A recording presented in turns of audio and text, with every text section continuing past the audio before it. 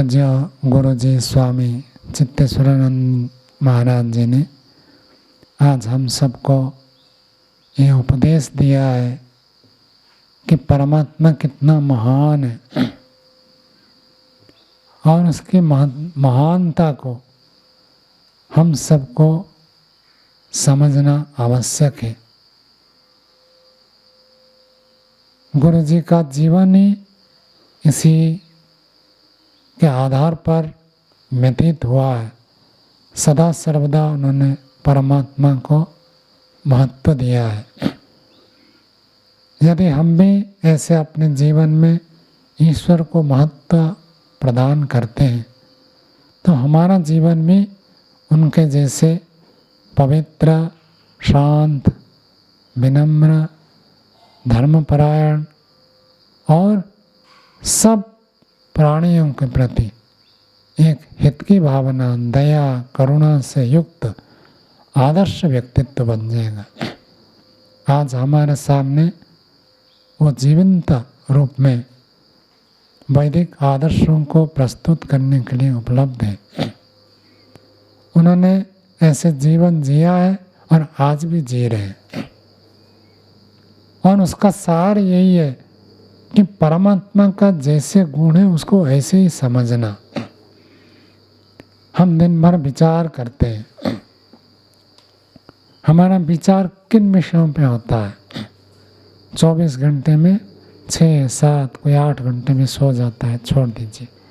शेष हमारे पास 16 घंटा समय होता है। व्यवहार करते हैं, लेकिन हर व्यवहार को करते हुए मन में कुछ ना कुछ विचार चलता है। पढ़ाई के समय पढ़ाई करते, उसको छोड़ दीजिए, उसी में मन लगा रहता है।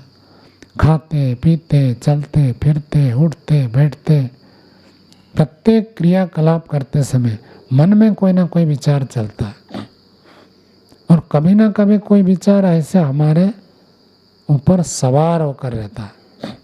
हर समय कोई एक प्रमुख विचार सवार होकर रहता है, जिनके अंदर चंचलता होती है, बार बार ये वृत्तियां बदलती है। उसी को ही शास्त्र में बताया गया। लेकिन कभी कुछ उपलब्धि की आशा हो तो वो दिमाग में लगातार चलता रहता है। कभी कोई निराशा आ जाए, कुछ हानि हो जाए तो वही विचार दिन भर चलता रहता है। कभी कोई अपमानित कर दिया, कभी कोई सम्मानित कर दिया, कभी हमको लोगों ने दूसरे रूप से प्रस्तुत कर लिया, गलत रूप से हमारा उपस्थापन हुआ, तो वो सब विचार हमारे मस्तिष्क को विचलित करते हैं। तो कहने का उद्देश्य संसार के विचार अधिक चलते हैं या ईश्वर के विचार अधिक चलते हैं। आध्यात्मिक उन्नति के लिए केवल यदि हम सुबह शाम 1-1 घंटा समय को ही मानेंगे तो विशेष प्रगति नहीं होगी। दिन भर के व्यवहार काल में विचार क्या चलता है उसको ऊपर हमको केंद्रित होना पड़ेगा। मन में कोई ना कोई विचार चलता ही रहता है। मनुष्य का आत्मा क्षण भर में कर्म, उपासना, ज्ञान से रहित नहीं होता। ज्ञान तो चलता रहता है, कुछ ना कुछ चलेगा। तो कैसे ज्ञान चलता है?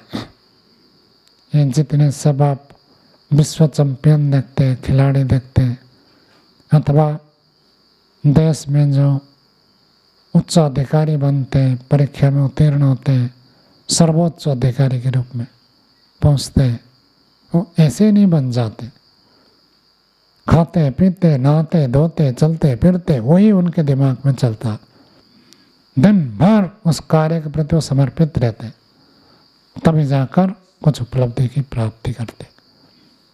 ऐसे ही यदि ईश्वर के महत्ता जो पूज्य गुरु जी ने बताया वो हमारे दिन मस्तिष्क में दिन भर चले तो निश्चित रूप से थोड़े ही काल में व्यक्ति आध्यात्मिक उन्नति कर सकता।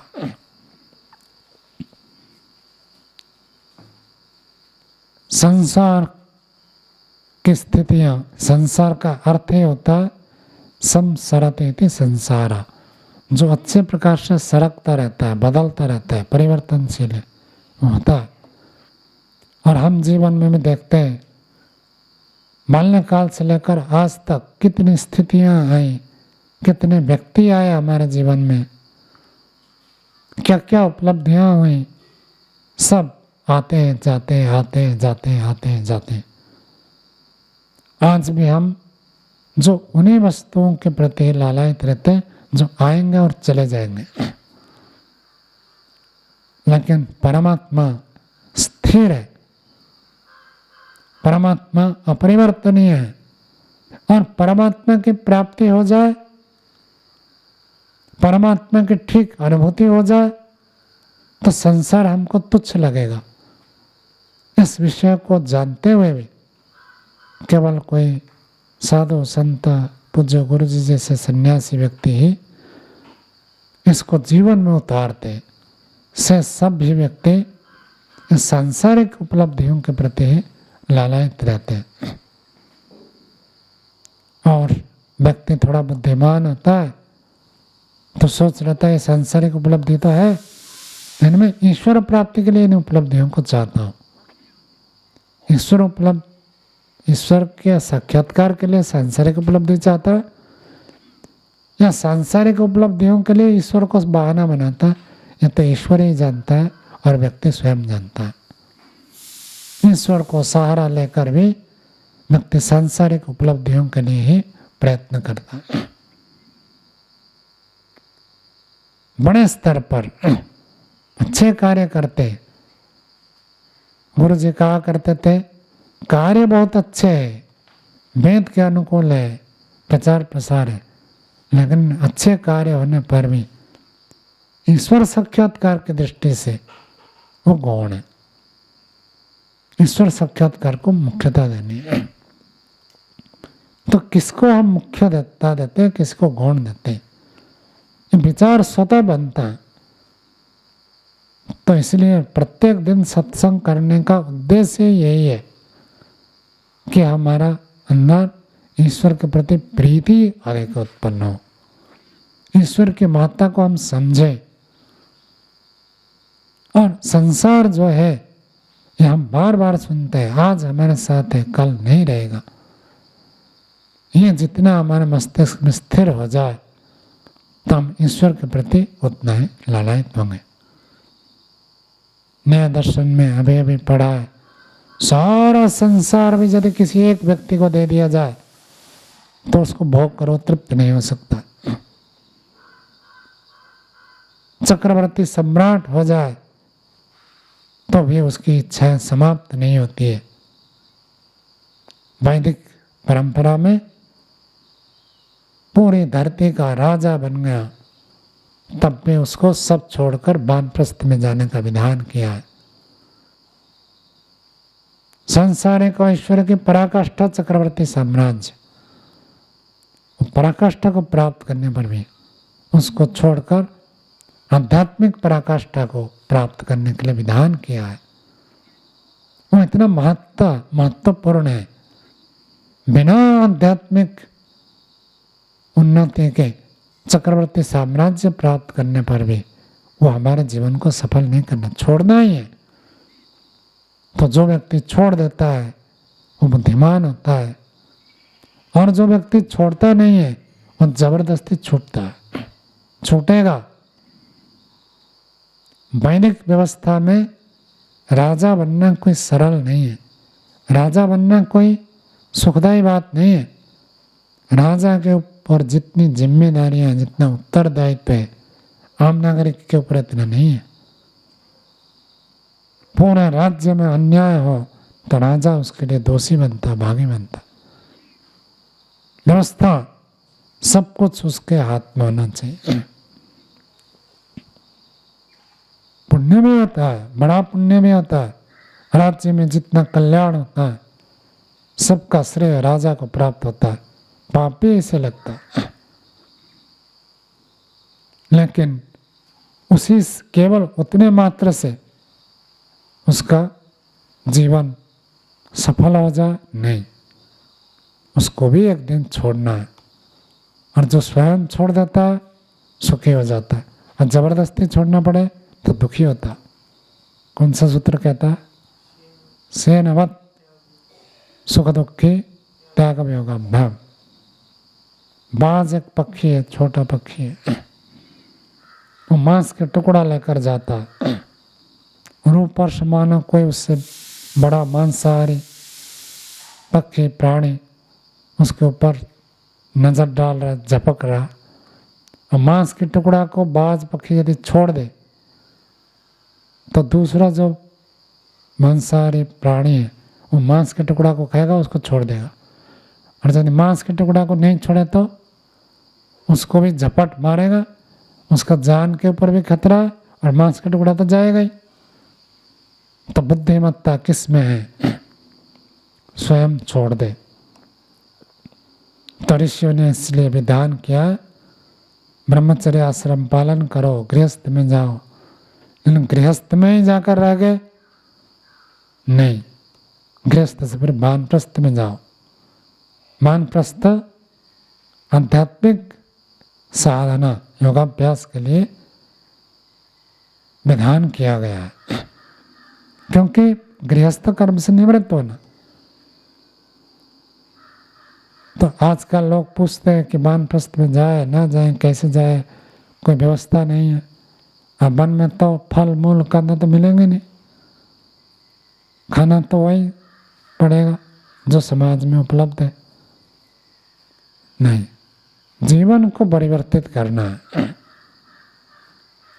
आदर्श स्थिति तो वही है कि गृह का त्याग करे, आश्रम में रहे, स्वाध्याय करे और जीवन को साधना में बनाए। अपने दिन भर के विचार में ईश्वर को अधिक से अधिक स्थान दें। यदि दिन भर के विचार में हमने ईश्वर को स्थान दे दिया, वही वानप्रस्थ है। व्यवस्था हो तो अलग स्थिति है। सामान्य व्यक्ति के लिए नियम है, आश्रम में रहे, जंगल में रहे, उपलब्ध है। यहाँ कितना बढ़िया स्थान उपलब्ध है। और पूज्य गुरु जी तो कोई भी साधना करना चाहता है उसके लिए अत्यंत अनुकूल बनते हैं। और ऐसे एक नहीं है, संसार में है, आज भी साधक लोग हैं। और जो साधना करना चाहता है उसको निश्चित रूप से उपलब्ध हो ही जाता है। जगह जगह जगह जगह ऐसे साधक मिलेंगे। हाँ, वो हमको तो ढूंढना पड़ेगा, अन्वेषण तो करना पड़ेगा। स्वामी दयानंद जी ने भी सच्चे गुरु की खोज के लिए कितना प्रयत्न किया, कितने वर्ष लगाए, तब जाकर अंत में गुरुवर बिरजानंद प्राप्त हुए। मिलेंगे, आज भी मिलेंगे। सब लोग सांसारिक आकर्षण में फंसे हुए नहीं है।